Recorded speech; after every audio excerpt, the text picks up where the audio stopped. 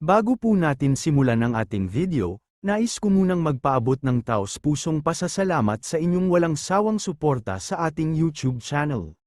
Sa umpisa, maririnig ang mga tao na nag-uusap sa gilid ng daan. Oy, si Great God daw, umabot na ng level 40. Sigaw ng isa, ang iba na may nagrereklamo at nagsabing, kung level 100 ang target, baka 10 taon bago natin marating yun. Sa narinig nilang iyon, napaisip ang ating bida. Buong araw siyang nakipagbakbakan sa isang boss, at nang matapos niya ito, bigla siyang napahiyaw. Hindi pa rin ako nag-level up. Masakit isipin, para bang walang kwenta ang lahat ng effort niya. Habang nakatulala, may boses siyang narinig mula sa kanyang kasama, isang palakang sidekick. Oy, brat! Hindi ba malapit ng mapisa ang phoenix egg na dala mo? Kalma lamang ang sagot ng ating bida. Oo, oras na nga siguro. Biglang gumalaw ang itlog at nanlaki ang kanyang mga mata. Sobrang exciting. It moved. Bulalas niya. Kasunod yun, nagsimulang mabiyak ang shell. Sa halip na kabahan, ngumiti pa siya at nagsabi, hayaan mong kunin ko ito at tingnan ng mabuti. Sunod-sunod ang tunog ng pagbitak, crack, crack, crack, hanggang sa tuluyan ng sumabog ang itlog. Mula rito, kumawala ang nakakasilaw na gintong liwanag, para bang may loot drop mula sa langit. At sa loob ng liwanag na iyon, lumitaw ang isang napaka-majestic na nilalang, isang undead divine phoenix. Nakangiti ang ating bida at bam-ulong. Ito pala ang halimaw na daan-daang taon nang natutulog. Ngunit hindi lahat ay natutuwa. Ang kanyang palakang kasama ay napasigaw. Brat, swerte mo na naman. Puro dumb luck ka lang. Ilang saglit pa, lumabas ang system screen sa harap ng ating bida at isa-isang nagpakita ang mga abilidad.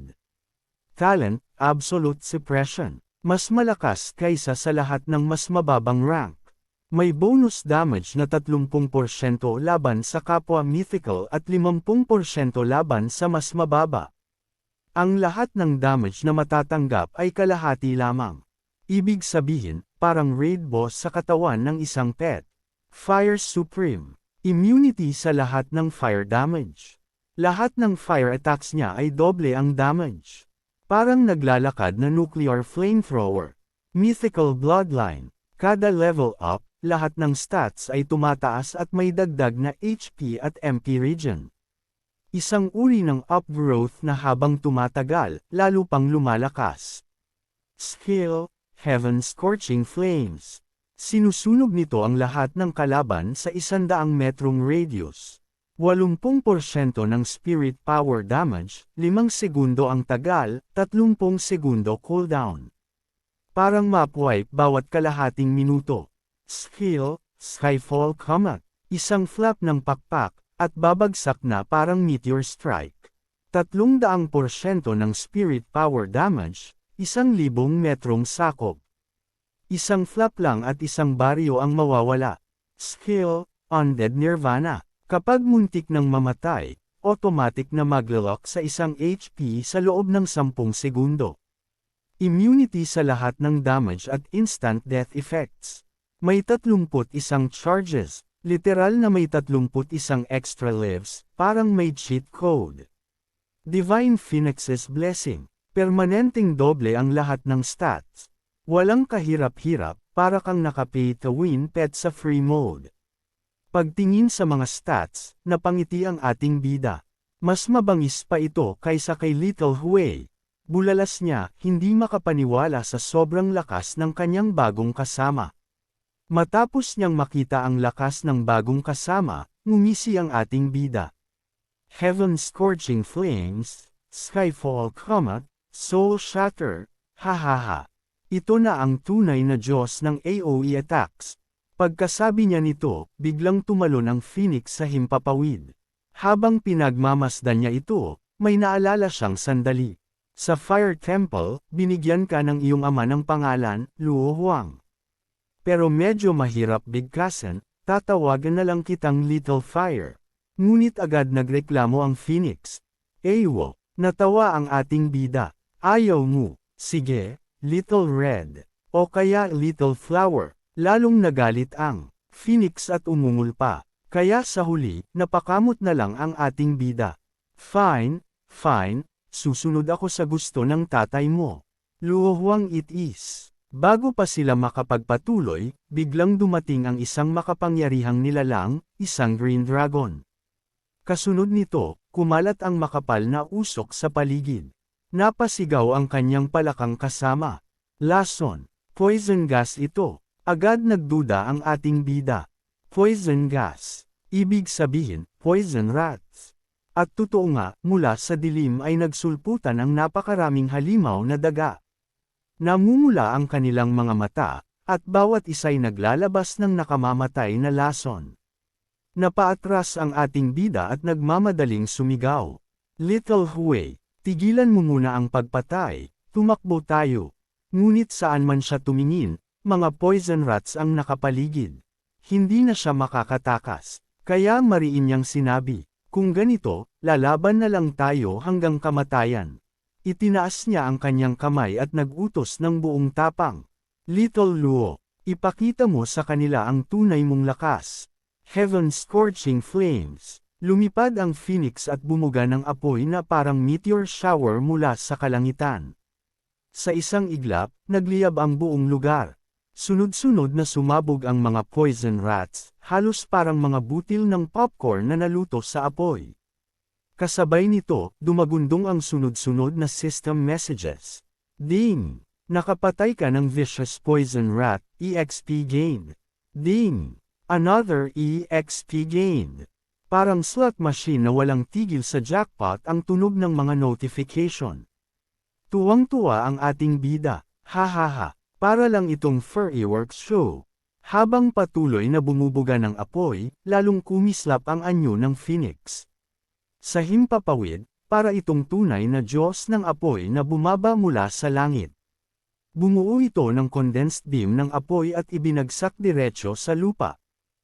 Nagkaroon ng napakalakas na pagsabog. Lahat ng poison rat sa paligid ay natusta. Wala ni isa ang nakaligtas.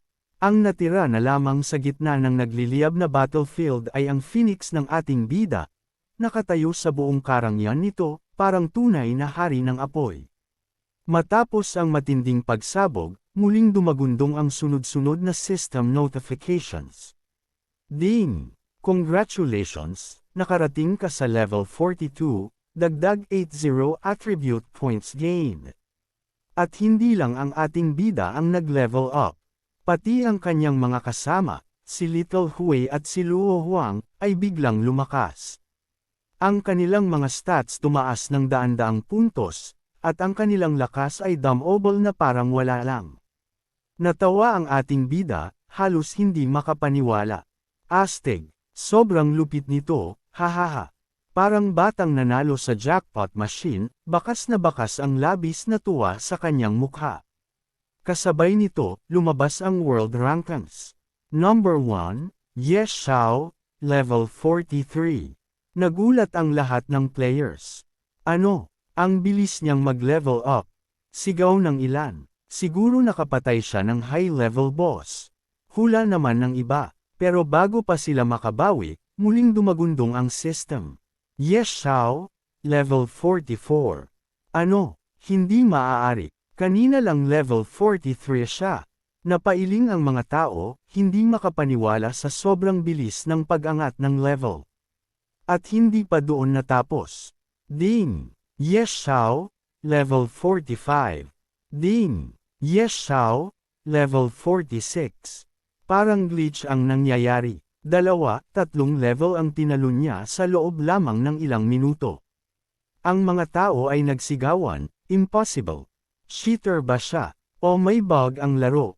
Samantala, patuloy pa ring bumabagsak ang EXP mula sa naglalagablab na apoy ng Phoenix. Sa labas ng laro, nag-trending agad ang pangalan niya. Sunod-sunod ang mga komentaryo ng players. Lumuhad na naman tayo kay God Ye Xiao. Level 47 agad. Nag-curl lang ako, pagbalik ko, plus 5 levels na siya. Hindi na makatao to. Ngunit sa gitna ng hype, napaisip ang ating bida. Pinatay ko halos lahat ng poison rat sa 1 mile radius, pero plus 5 levels lang ang nadagdag. Swarm-type monsters pala, mababa ang EXP. Ngumiti siya at tumingin sa kanyang mga alaga na lumilipad sa paligid. Good job! Ang galing ninyo. Terra, ituloy pa natin. Ang susunod na target, level 50. Habang naglalakad, hindi pa rin tapos ang pagsulpot ng mga poison rats. Parang walang katapusan ang kanilang pagdating mula sa dilim. Ngunit hindi natakot ang ating bida. Sa halip, mariin siyang nagutos. Little Luo, trabaho na. Agad lumipad ang Phoenix. Kumislap ang buong katawan nito sa apoy at bumuga ng naglalagablab na haligi ng apoy. Sa isang iglap, natusta ang mga daga, parang iniihaw na barbecue sa isang higanteng apoy. Ding! Phoenix has leveled up. Plus 100 sa Strength, Constitution, Spirit at Agility. Ding! Dragon has leveled up. Ding! Player Yeshao has reached level 48. Plus 80 attribute points gain. Napangiti ang ating bida. Konti na lang, level 50 na. Ngunit bigla siyang natigilan. System message. Bumungad sa kanya ang anunsyo. Beast God set forging complete. Nabuhayan ang ating bida at napasigaw sa tuwa. Yes! Oras na para kunin ang legendary gear. Dumiretso siya sa Windleaf Main City, ang sentro ng forging at trading sa buong kaharian. Pagdating niya sa smith shop, agad siyang sinalubong ng panday. Lord Yehan, magalang na sabi nito, hahayaan mo ba akong ipakita sa iyo ang obra maestra? Mula sa gilid, inilabas ng panday ang unang bahagi ng set, ang Beast God's Claw. Mukha itong yari mula sa matalim na kuko ng isang halimaw at kumikislap ng kakaibang liwanag na tila may sariling buhay. Lumabas ang stats. Spirit dagdag 10%. Damage increase dagdag 10%. Attack speed dagdag 20%. Strength dagdag 500. Spirit dagdag 500. Passive skill, bawat atake ay naglalagay ng bleed effect, na tuloy-tuloy ang damage at pwedeng mag-stack hanggang 10 ulit. Napanganga ang ating bida. Grabe, bawat atake ko, parang may libreng lason at walang tigil na HP drain. Sobrang up, ngunit hindi pa rito natatapos ang sorpresa. Ipinakita rin ng panday ang susunod na piraso, ang Beast God's Helm, isang helmet na parabang armor ng isang final boss sa dulo ng laro. At nang isuot niya ang claw at helm ng sabay, biglang dumagundong ang tunog ng system. Ding! Set bonus activated. Final damage dagdag 10%. Damage reduction dagdag 10%. All attribute resistance dagdag 10%. Napahalakhak ang ating bida. Balanced offense at defense, perfect. Hindi napigilan ng panday ang matawa. Bagay ba sa'yo ang helmet na yan? Hahaha, parang hindi. Agad namang sumingit ang Phoenix at nagprotesta. Maganda nga eh, napakamot na lang ang ating bida at ngumiti. Hindi importante ang itsura, ang mahalaga, stats. At pwede ko namang i-hide ang appearance.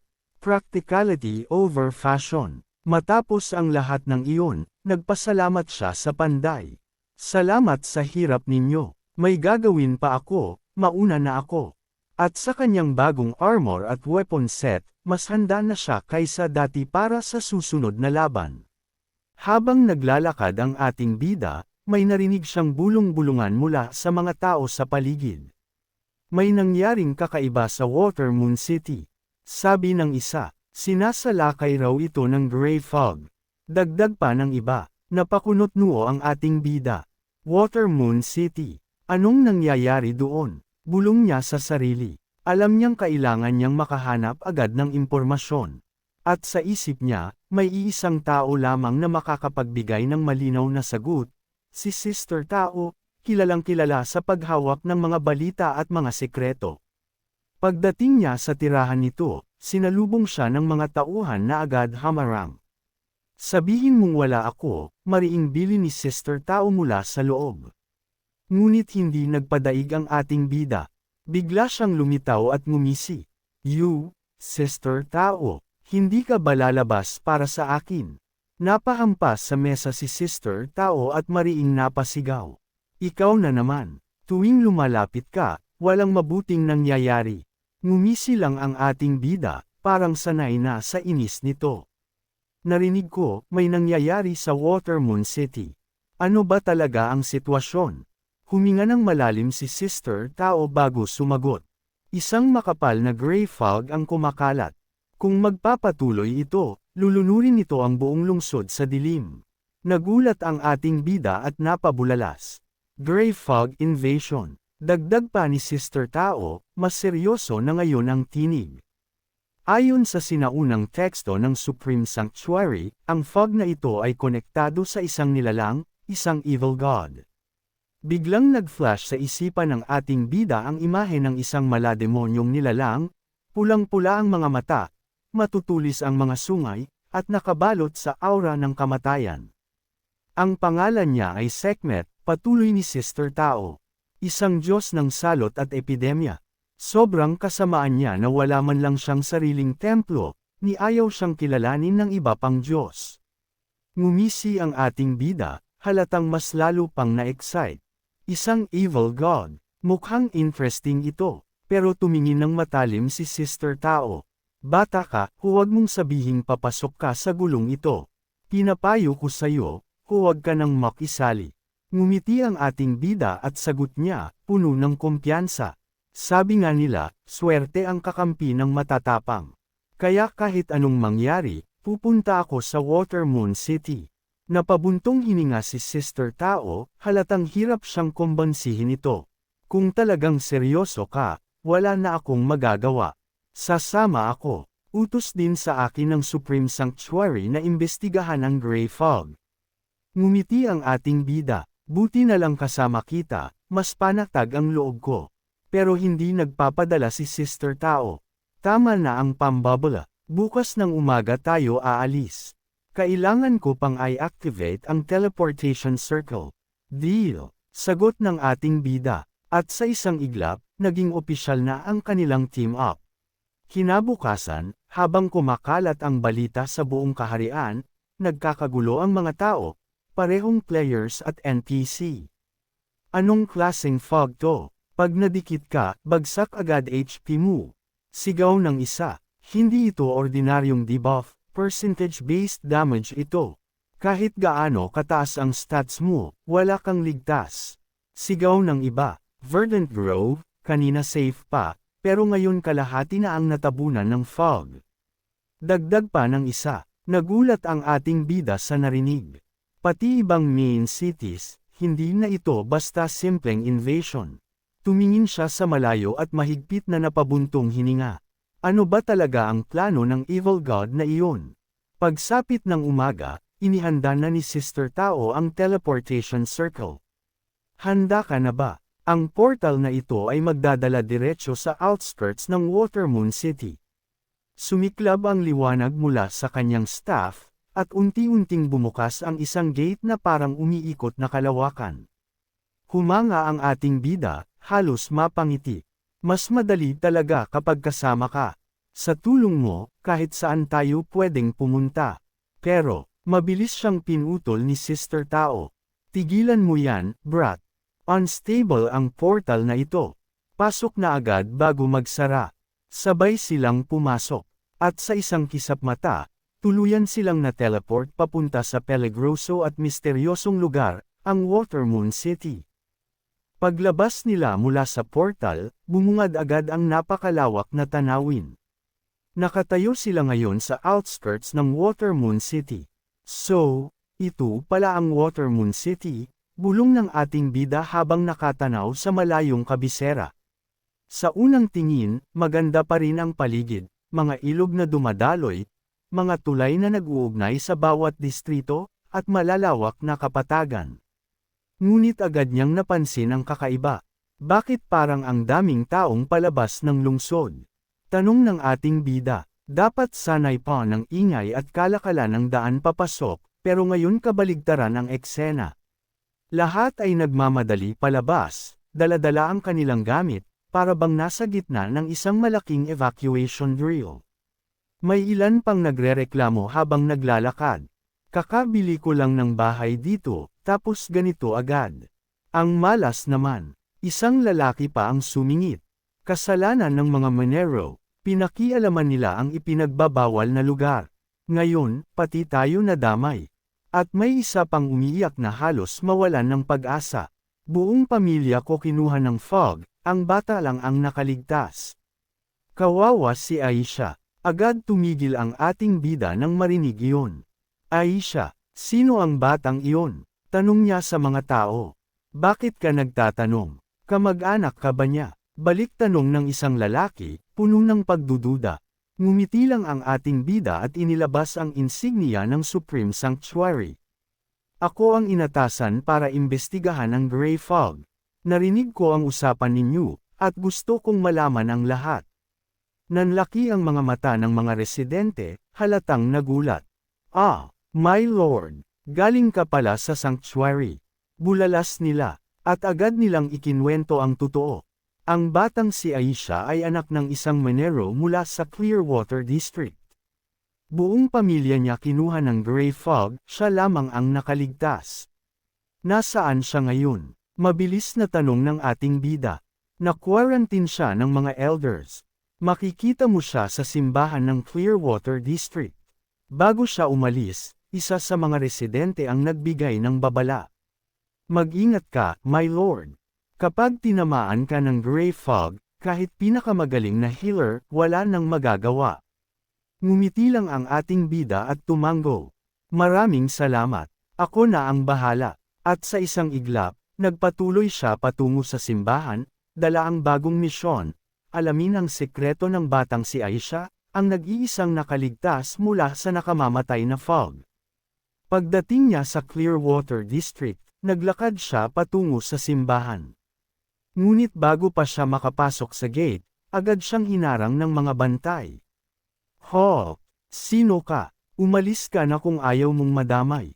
Delikado rito, sigaw ng isa, ngumisi lamang ang ating bida at marahang nagsalita. Ako ay isang Viscount ng Empire. Nandito ako para imbestigahan ang Gray Fog. Nanlaki ang mga mata ng mga gwardya at agad silang nagbigay galang. Patawad, my lord. Pumasok po kayo agad. Sa loob ng simbahan, mabilis kumalat ang balita.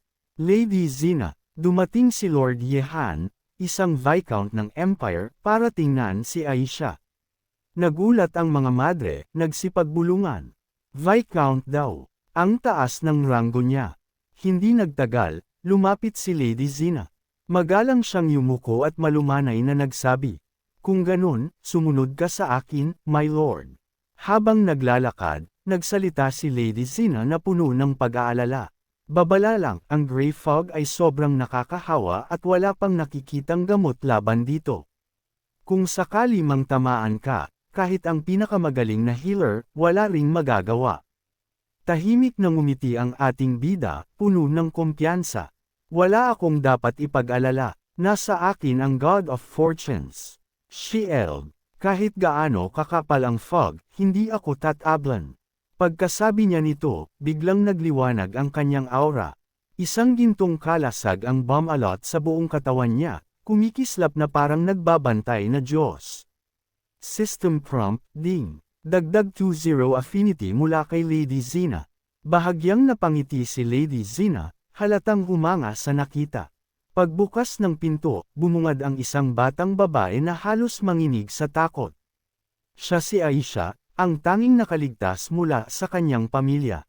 Nang makita ang ating bida, agad itong umatras habang nanginginig ang boses. Huwag kang lumapit, baka mahawa ka, ngunit dahan-dahan siyang nilapitan ng ating bida, at marahang nagsalita, puno ng lamang sa tinig. Ayos lang, hindi ako mahahawa. Napatingin si Aisha sa gintong liwanag mula sa kalasag na bumabalot sa kanya. Doon lang ito bahagyang nakahinga at may pag-asa sa mata. Kuya, sigurado ka ba? Lumapit pa ang ating bida at ngumiti. Oo, pwede ko bang makita ang botelyang hawak mo?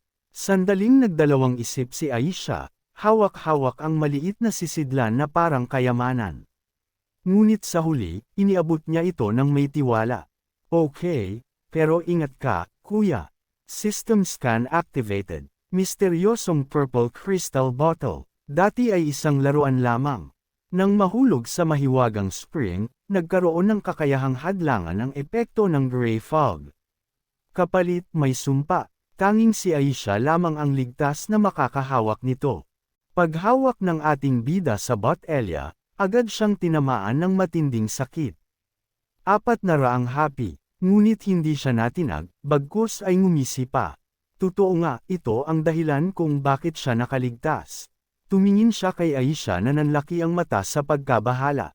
Aisha, saan mo nakuha ang botelyang ito? Nag-isip ang bata, hawak ang baba habang pinipilit maalala. Naalala ko, nakuha ko ito sa Griffin Lake. May isang kuweba sa kanluran ng lungsod, doon ko ito napulot. Napangisi ang ating bida, halatang natuwa. Griffin Lake, tama. Malaking tulong ang sinabi mo. Salamat, Aisha. Ngumiti ang bata, at tumingin sa kanya na may kagalakan sa mga mata. Walang anuman, kuya. Salamat din at pinuntahan mo ako.